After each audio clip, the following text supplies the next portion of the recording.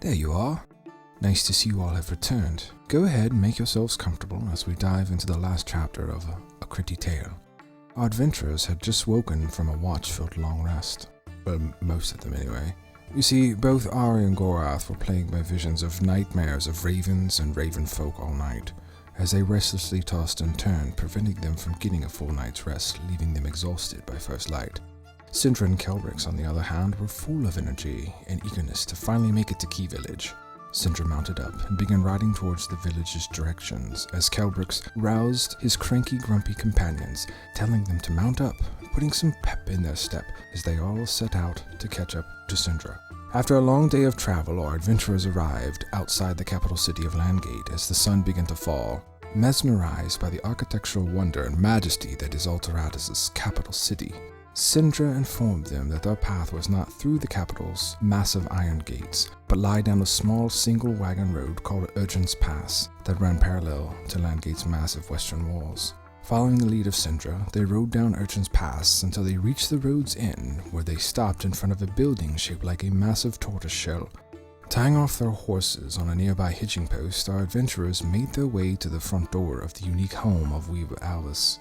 Being alerted by magic stepping stones that were imbued with the alarm spell, Albus was there to greet him before Sindra could even knock on the door. The large wooden door opened, revealing Weaver Albus to be an old wizened turtle donning unique wizard's apparel. After a brief conversation as to why they were standing at his doorstep, Albus invited the group in to further discuss what had happened to the artifact Sindra was tasked with escorting for the Arcanist. Upon entering Albus's home, everyone followed him into his cluttered sitting room. Sindra explained that the caravan the Arcanists were using as cover to transport the powerful artifact she was tasked with guarding was ambushed by 6 raven folk, to which she believed are part of a cult known as the Call of the Raven. She explained how she fought with every ounce of her life to protect this artifact, and how she nearly gave her life for the cause until Kelbrix, the Soul Shepherd, found her and healed her. Soon after Sindra had finished, Kelbrix chimed in, explaining how Gorath, Ari, and himself encountered the Call of the Raven once before. Kelbrix continued, explaining on their most recent encounter that they were asked to relinquish something of the Ravens. It was at that moment everyone came to the realization what they had wanted.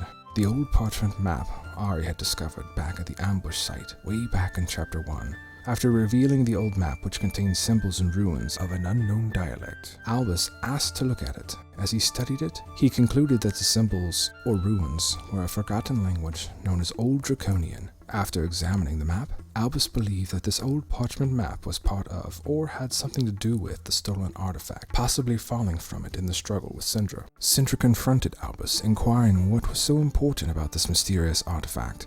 Albus revealed to everyone that the artifact is an old tome known as the Faust. According to the ancient lore, the Faust was a written accord of an ancient being who had discovered an arcane equation of eternal life. Albus began to explain the dangers of this falling into the wrong hands, if it hadn't already. Through persuasive conversation, Albus was able to convince Gorath, Ari, and Kelbrix the importance of investigating the matter of this stolen artifact.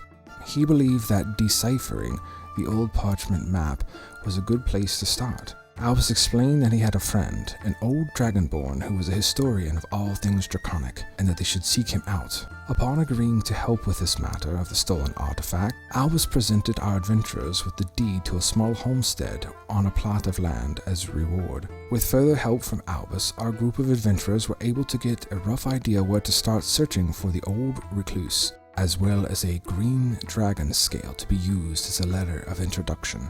As the conversation ended, everyone took their leave, heading to the local inn to get a room for the night. Well, look at the time. Come join again tomorrow for the next chapter in A Gritty Tale.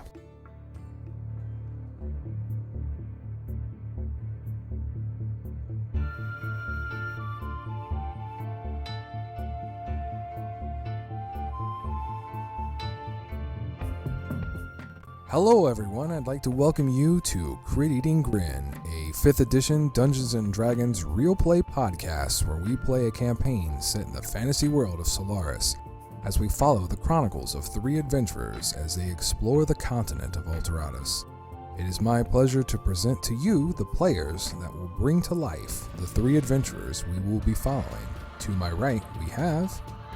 I'm Jason, play Gorath Thunderfist, a Goliath fighter. I'm just really needing to find a place to go to sleep for a little bit. It's all too real. And I am Brian. I'm playing Kelbrix Goldfound, a human death cleric, and I am really perturbed about the idea of immortality. And I'm Katie. I'm playing Ari Arcalis, a tiefling rogue, and she is also very exhausted. And my name is Eric, and I will be your dungeon master in this chapter of our tale. As you all take your leave from the large tortoise shell home that is Albus's, you look to see Syndra is just finishing unhitching her horse. As she starts leading it down the road, she looks at each of you. I'm heading to the Lock and Key to bed down for the evening. If you need me, you can find me there. As she points towards the northern section of Key Village. If we're gonna make good time in locating the Salmasith, we should probably get some rest so we can leave by first light. As she continues heading north to the inn. We can meet at Brahm's Goods first thing in the morning. I'm going to need to purchase some supplies anyway before we set out. As she continues towards the Lock and Key Inn, what do you all wish to do? Alright, well, isn't Lock and Key Inn the really inn around here? Why, yes. Yes, it is, Kelbrix. Alright, well, didn't Syndra say that her mom runs it or something like that so she can get cheap rates, or a friend of hers does? No, I'm sorry. She said she knows the person who owns and runs the Lock and Key. Okay, don't you love those awkward situations when someone says bye and then you walk in the same direction as them? It's always a great time. Alright. So the party is making their way to the Lock and Key Inn to bed down for the night? Mm-hmm. Yeah, I think so. Sounds like a good plan to me. As you all begin making your way north to the Lock and Key Inn, Ari, you become lost in your thoughts, contemplating previous life choices the last time you were in this area. Before you know it, Gorath and Kelbrix are 25 feet ahead of you, discussing shrimp, bird people, and dwarves. You lower your head a bit, making sure your hood is up, shifting your eyes around, making sure you're not spotted or being followed. It is at this point that you begin hearing children laugh.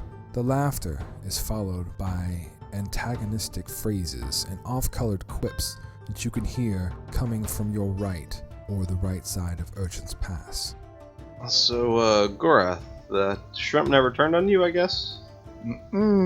That's not... Nope, sits pretty good, still pretty good, pretty well, sits pretty well. Alright, well, shit, you still have some? Oh, no. The key is to eating it before it spoils. Okay, boy. Somebody else ate it all. Okay. Ari, you will glance over towards the sound of children as you see 3 kids roughly between the ages of 10 to 13.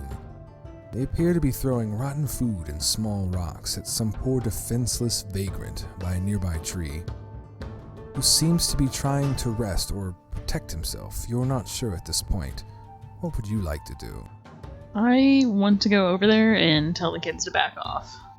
Swiftly moving off Urchin's Pass, you weave your way through smaller pathways, passing a couple small homes along the way. As you arrive, you do indeed see 3 kids harassing an old vagrant. As you emerge from out of the shadow, what do you scream at them? Oi! Go away! They look at you as one of them says, "Run!"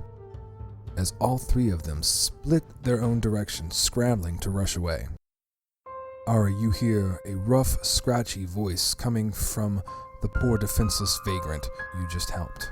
The hair on the back of your neck begins to stand as a slight chill sends you into a shudder as you hear the voice.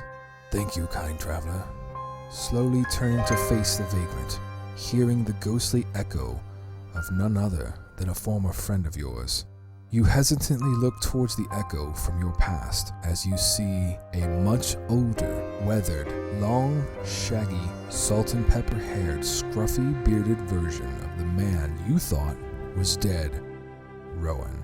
He rests himself against the tree as you notice a scar now manifest over his right eye.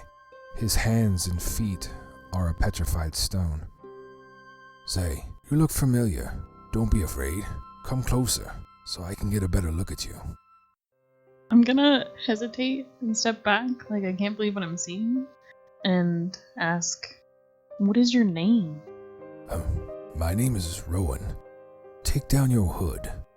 You look like a former friend of mine. I'm gonna glance around and see if anyone else is around first. Go ahead and give me a perception check, please. Okay. That is 10. 6 plus 4. Looks pretty clear to you, Ari, as the man says, "Oh, by the gods, it is you," as he squints a little bit. I thought you were dead. Yes, thankfully I'm not. But as you can see, as Rowan raises his hands, as you see both of them are petrified from the wrist up, with glowing arcanic runes on the tops of the hands. His feet from the ankles down are also petrified, with the same arcanic runes glowing on them as well. Sometimes I wish I was. It's good to see you, old friend. What happened? You were overrun? I wouldn't have left if I knew you were alive. Why do you think I never tried to reach out? Nevertheless, it's in the past now. Rowan, what happened? After you escaped, I fought trying to escape myself. But as you said, I became overrun by the Guardians. After placing me in restraints, they dragged me back to their fortress inside the wall. Let's just say they exercised extensive torture, as well as unique techniques in an attempt to find your location or pry forth our rally point. This old cunning rogue has a steel trap for a mind, as I was able to protect you, not giving them anything. And for that, I was sentenced, judged, and found guilty. As Rowan once again gestures to his hands and feet, as you can see, I now bear the curse of stone. Perhaps this is the gods playing a cruel trick on me for all that I have done in the past. Or maybe it's the fate of the gods bringing you back to me. Regardless, I could really use your help. Of course, anything. I'm in your debt. And that's the Ari Arcalis I remember, as he will awkwardly, with his hands of stone, motion for you to sit next to him. Well, you see, I've been searching for quite some time in order to find a way around this curse of stone, with little resolve. Even though the Arcanists have taken away these resources, as he gestures again to his hands and feet, they weren't able to take away my roguish gifts, as he refers to his own skills in perception and insight. You see, several months back, while in the Skeleton Key Tavern, I overheard a conversation taking place between two Arcanist threaders. The two of them were talking about a hidden laboratory, or a sanctuary that belonged to a dwarven wizard that was expelled from the School of Abjuration, just beyond the wall inside Landgate. He was apparently expelled for stealing and experimenting with high-level magic items.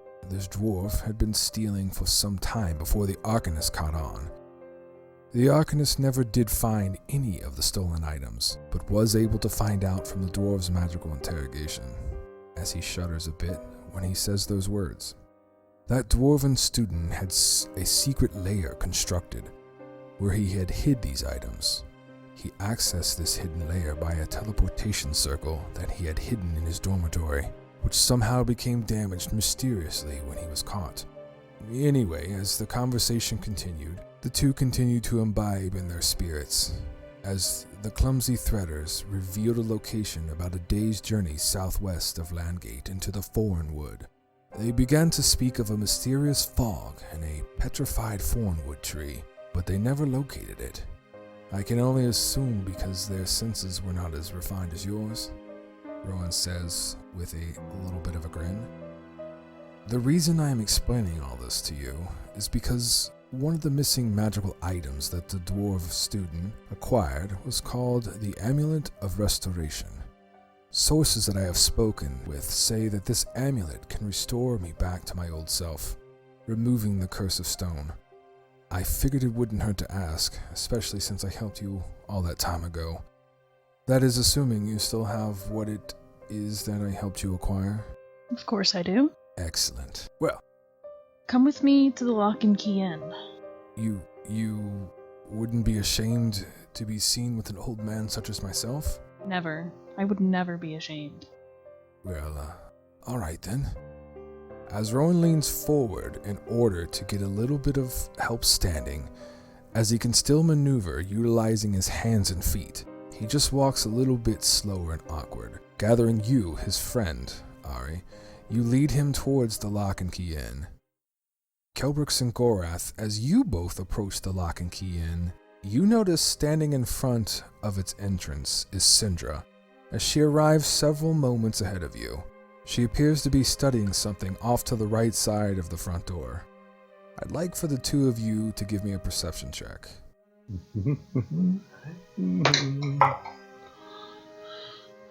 11, 10 plus 1. Well, that's 22 for me, 17 plus 5.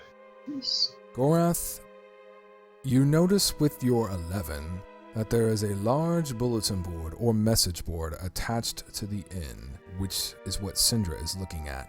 These boards are usually found in villages or cities as a form of communication, posting such things as missing people, jobs, upcoming events. That's usually what is typically posted on them. Kelbrix, you on the other hand, notice that Syndra looks at a specific piece of parchment. She rips it down, she clutches it, kind of crumpling in the center of her hand as she does. She turns around just about the time you both get within about 25 to 30 feet of the inn. Kelbrix, with your 22 perception, you can easily see that she has or seems to be conflicted or irritated as you both approach. Syndra, did you find a job on there that you weren't pleased about? Where is she? As you both turn back, noticing Ari is nowhere to be found. As you turn back around, Syndra extends her hand straight forward without hesitation, handing over the crumpled piece of parchment she had tightly clutched in her hand. You should look at this, or perhaps you already knew about it, and that's why she's not here. Alright, I'll take a look at it. What you see is an accurate sketching of your compatriot Ari, with a set amount of gold pieces tied to her capture. Hey, Gorath, take a look at this. Looks like Ari's wanted. Okay, you two, this isn't funny. Would the two of you care to explain this? Honestly, this is the first I've ever seen or heard about this. Syndra's going to make an insight check. That's pretty decent. She looks at the both of you, trying to get a read on you as you look over Ari's wanted poster. Yeah, apparently she's wanted for crimes against the realm. Oh no, bro, no, that's pretty vague. Which realm are we talking about? I would assume this one? Okay, what are we going to do about this? Because this is serious. That's super serious. As you hear her demeanor completely changes from irritated to anger. Alright, Syndra, calm down. Although Gorath and I haven't known Ari for very long, she's always been very trustworthy with us. I'm sorry, Shepard. Does this look trustworthy? As she begins to tap on the wanted poster in your hand. Try again. Listen, I'm sure there's got to be an excellent explanation for this. Like, what possible crime or crimes could she have committed against the realm to warrant a 400 gold piece bounty? Well, it has to be something serious, because the realm just doesn't put out warrants this steep for nothing. Yeah? You know what? This makes sense, because ever since we've arrived in this area, I've noticed her acting shiftier. Haven't you? Honestly, I can't say that I have. Well, speaking of which, where did our little bandit run off to? As soon as you finish your question, Gorath, that is about the time you will see coming from the south on Urchin's Pass, Ari, as she is walking slowly with someone, Gorath and Kelbrix. Snatching without hesitation the warrant, Syndra makes a beeline directly towards Ari and this older gentleman who is struggling to walk with her. Does she have a weapon out or anything? No weapon. This seems to be more of a confrontational march. You are caught off guard because she comes directly towards you with the quickness, as she extends her arm, shoving this warrant for your arrest into your face. Explain this, criminal. Oh, I'm gonna go a little cross-eyed because it's right in front of my face and say, "Whoa, calm down now." No, I will not calm down. This is serious, Ari. Explain yourself. I'm gonna take a step back so I can look at it better. I was gonna tell you, it just hadn't come up yet. As the older gentleman snickers under his breath. Loud enough for everyone in close proximity to hear. This is not funny. Do you understand the complications you have created here, Ari? The position that I am in? You all do not understand that I am within my rights as a threader to apprehend you, turning you over to the Guardians or even to the Arcanist. Well, are we going into Landgate? Syndra will turn around, putting her hands on her hips after you question, as she begins walking towards the Lock and Key Inn. Wow, Ari, what did you do? I may have stolen something. As once again you hear a snicker from the older gentleman. You have stolen something. You know. So, they didn't know. This is gonna be good. Did you put your hood back up? Yeah. As soon as I stepped back onto the main road, I had my hood back up. Yeah, because if you did, and I was just gonna walk on over there and pick that thing up and put it back over your head. Also, by the way, this is Rowan. He saved me when I was a small child. So how much was this bounty? Rowan is going to raise his fist, as you can see his hands are petrified and his feet are as well. I'm currently serving, my friend. Oh, well, that's good. That's real good. Alright, well, I think this might not be a discussion best for outside. Maybe someplace a little more private. As Syndra walked off, Ari, I'd like for you to give me an insight check. Okay. That is a 20, non-nat 20. 18 and 2. Ari, with a dirty 20, you quickly read Syndra's body language. It looks like anger, but more like parental disappointment anger. You also are going to notice something as you catch her looking back. There's some tears beginning to well up in her eyes as she turns around facing you fully, Ari. She'll make a few steps back as she speaks loud enough for you all to hear. This puts me in a major conflict. You don't even know what I took. You all did save my life, and I personally believe that everyone who makes mistakes can change. This is why I never advanced any further within the rings of the Arcanist. My ideals. It's a fault of mine. But yes, we should all get off the streets. She is going to turn back to the inn once again, making her way there. As you all gather outside, our old friend Rowan says, a little temperamental?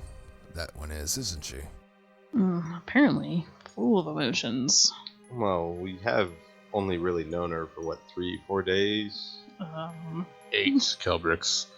8 long days full of bird people.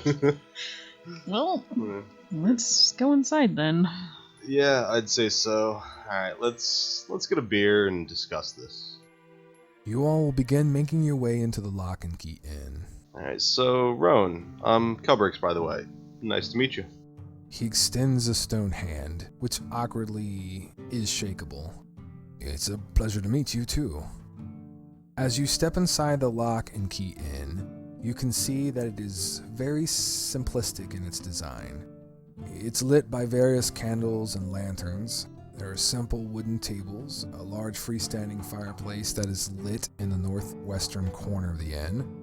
There's a couple decent red velveted or red cloth worn couches, various tables resting on top of the worn carpets set near the couches, creating a cozy sitting area for guests.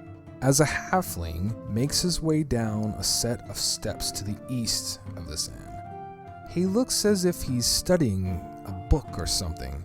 His nose is buried into this book, making him completely oblivious to the fact you all have entered into the inn. as the halfling walks over to the table, which serves as the inn's front desk, climbing up into a chair, presumably his chair, on one side of the front desk. On the other side of the front desk are a couple of chairs pushed up to the table for guests to sit in while acquiring a room or perhaps concluding other businesses. As the halfling gets settled into his chair, he puts the book down, looking up, and is slightly startled. Oh, forgive me. Where are my manners? Welcome to the Lock and Key Inn. My name is Yankus Brushseeker. Come on over here. Come on. Don't be shy. Can I interest you into a room? Of course, that's why you're here, right? No? Yeah, I think some rooms would be good. Sandra, I didn't see you there. I assume you want your usual room. Of course you do, right? No? He will immediately reach down below the table, grabbing something from beneath the table. He places a room key directly on top of the table. Cinder will grab the key as she then starts making her way past the front desk as she heads up the set of stairs without hesitation. Alright, so Yankus, your rooms. Yes, my rooms. Are they 1 beds, 2 beds? Yes, rooms. I have single beds. I've also got, I got 3 left actually. They are 6 silver pieces or 3 electrum. Alright, I'll take all 3. Excellent. So that'll be 6, 12, 18 silver pieces unless you have electrum. If so, that'll be 3, 6, 9 electrum. 18 per or 6 per? Make up your mind. That'll be 6 silver per room, sir. 18 altogether. That's my apologies. That's fine. Here's 1 gold for me. Bring an ale up. And maybe a fine piece of red meat. Oh, red meat. I'll see what I can do. Yes, I'll see. This is good gold. Yes, 1 gold. This is good gold. Okay, 1 good gold.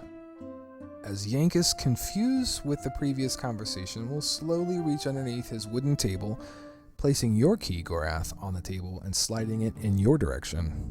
And I'll do the same as well if possible. Here's the gold.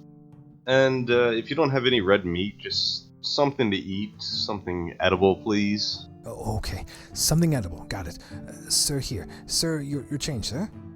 As he extends his halfling hand towards you, Gorath. Keep it. I just want a piece of fine red meat. Yes, red meat. Yeah, and same, like I said, we might hang out down here for a while, honestly, sit at a table instead of the room. What do you say, Gorath?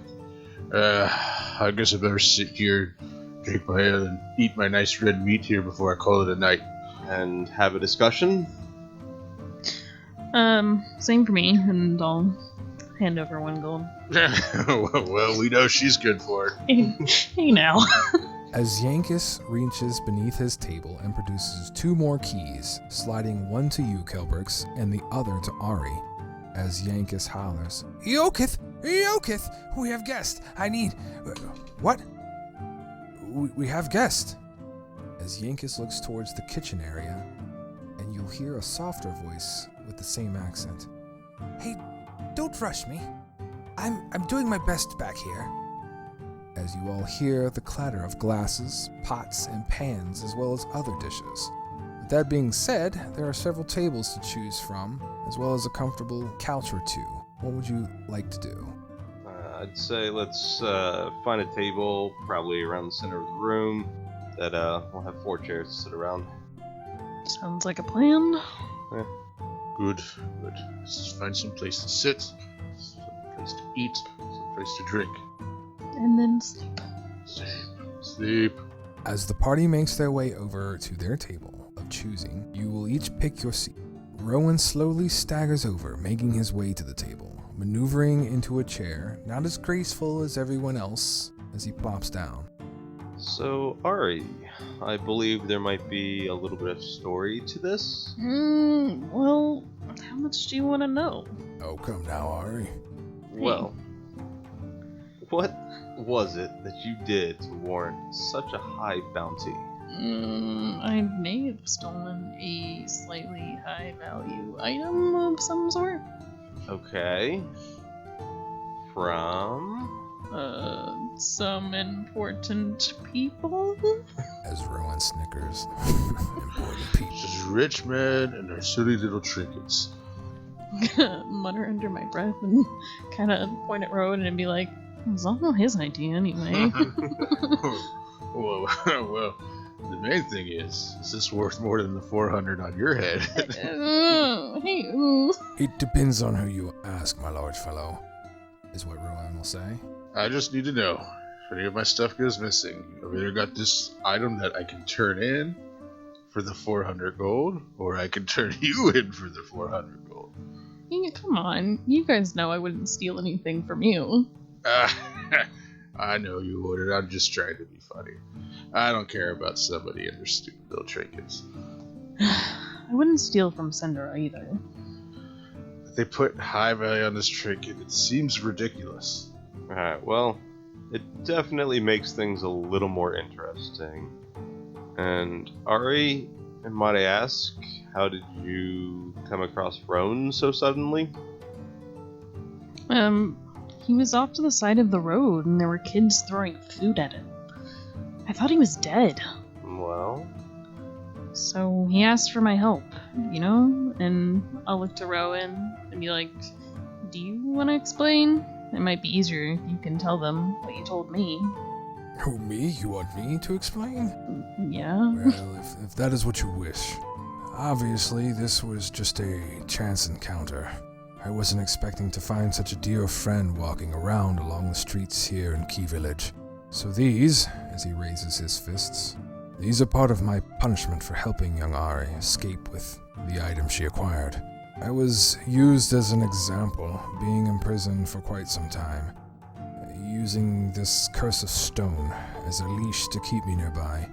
You see, if I venture any further beyond the city limits, these become permanent all over, as I become a statue, petrified, fully. So as you can imagine, with these limitations, I keep to myself. I move where I can to make coin when I can, when trying to do what I can with my limitations. When I saw Ari, I had to ask if she would help. As I explained to Ari earlier, even though the Arcanist stripped me of my nimble hands and quickened feet, they left me with my strongest assets, my perceptive features, my eyes, my ears. You see, I was sitting in the Skeleton Key Tavern one day when I overheard a couple of Arcanist threaders, much like your friend Syndra. These two threaders were a few in at this point, when they started speaking a little louder and a little looser with their words. After some time, the two began conversating about a hidden laboratory or sanctuary, and how it belonged to a dwarven wizard student that supposedly was expelled from the School of Abjuration.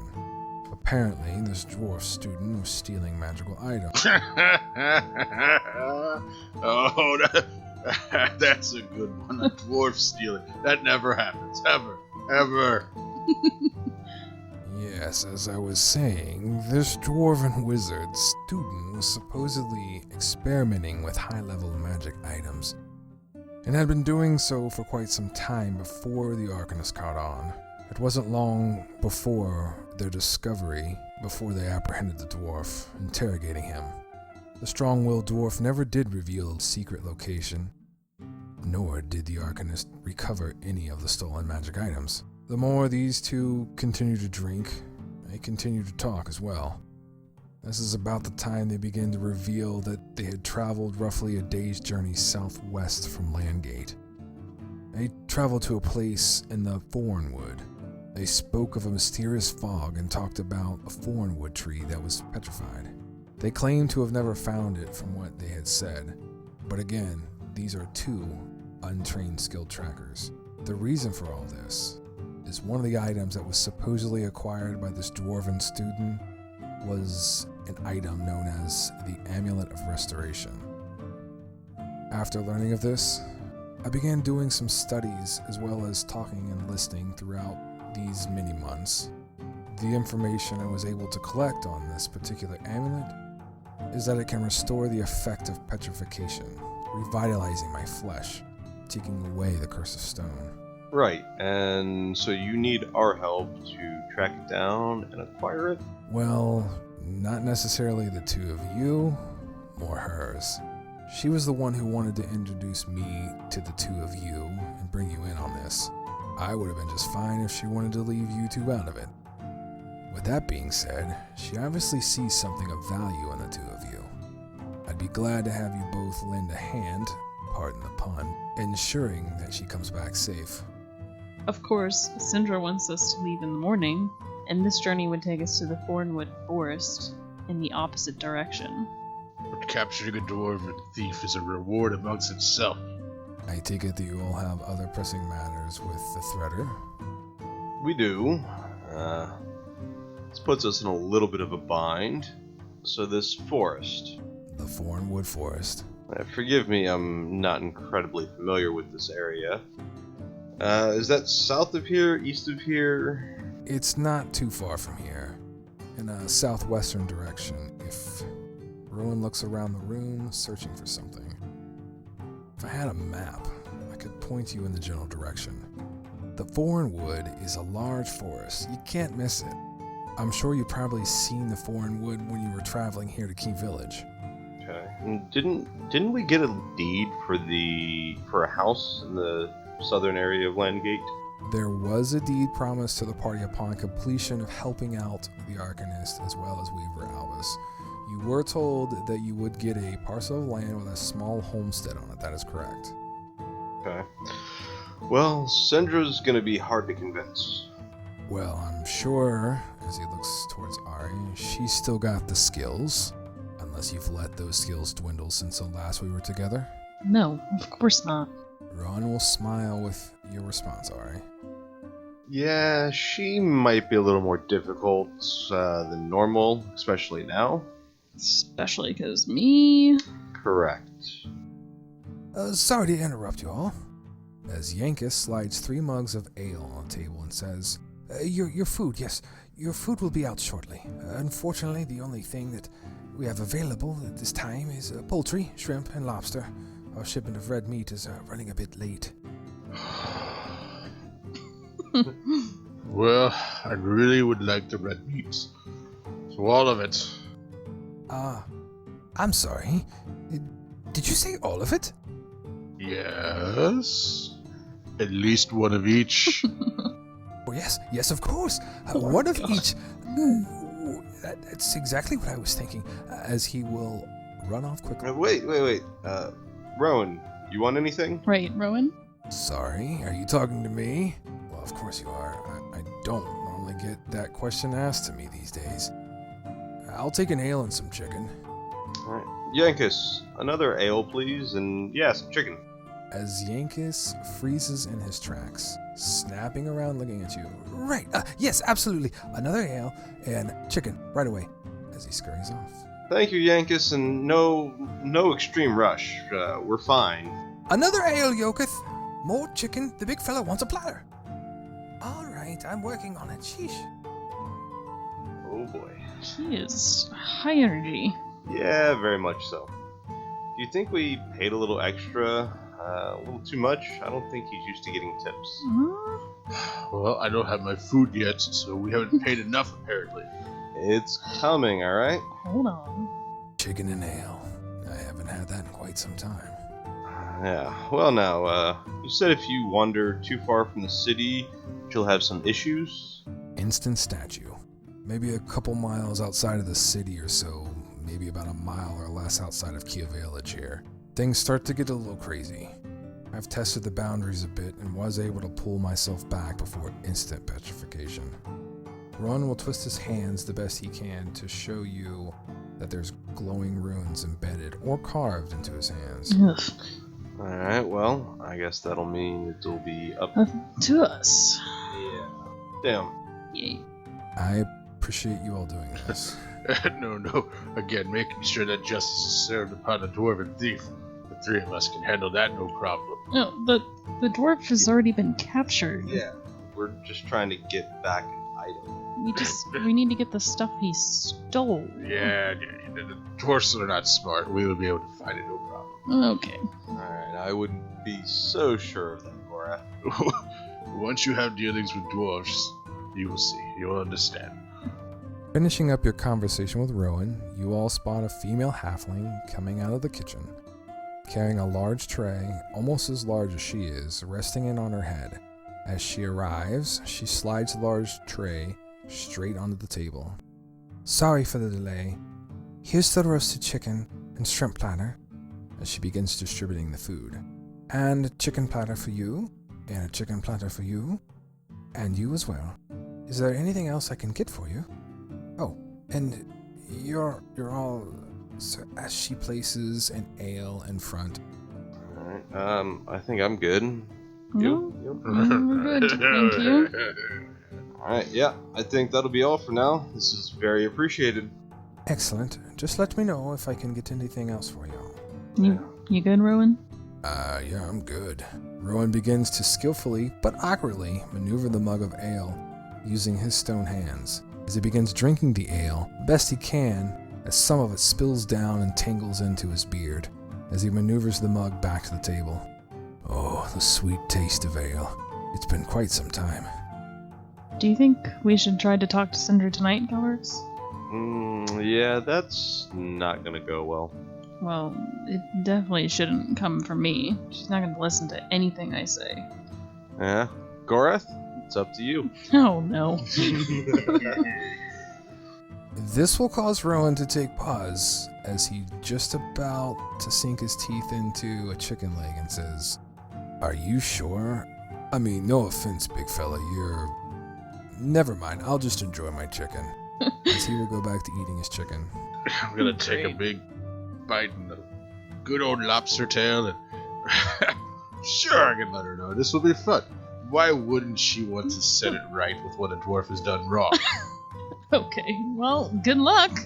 Guess you should finish that platter first, though. We're gonna be eating this food first. That talk comes later.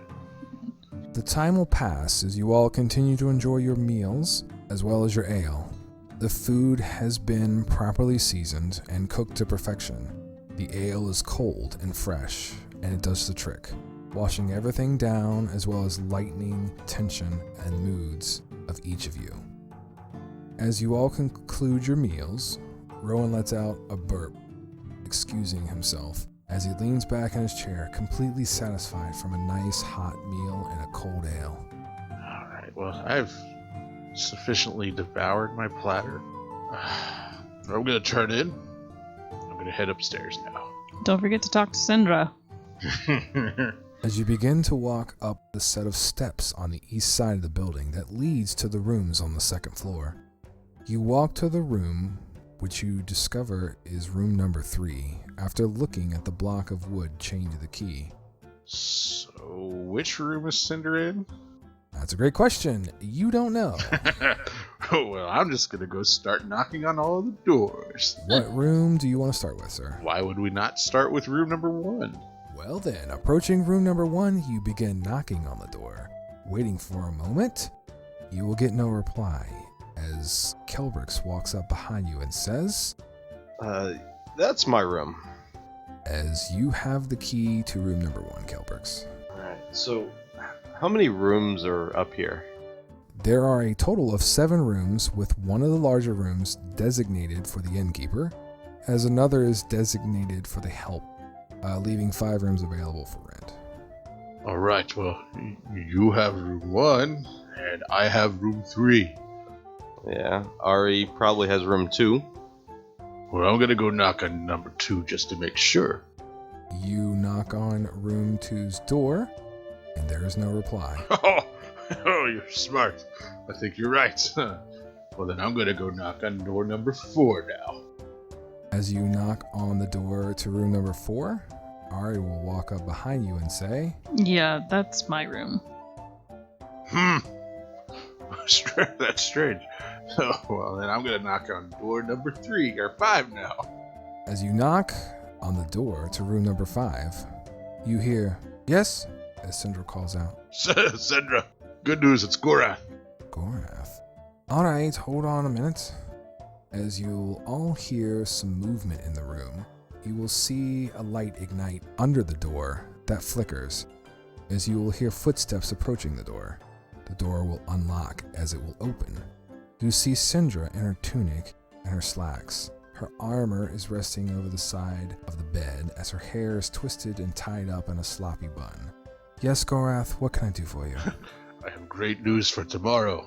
Yes? The gods have blessed us with a great little detour. Wait, what? We're gonna go check out the lands we were promised.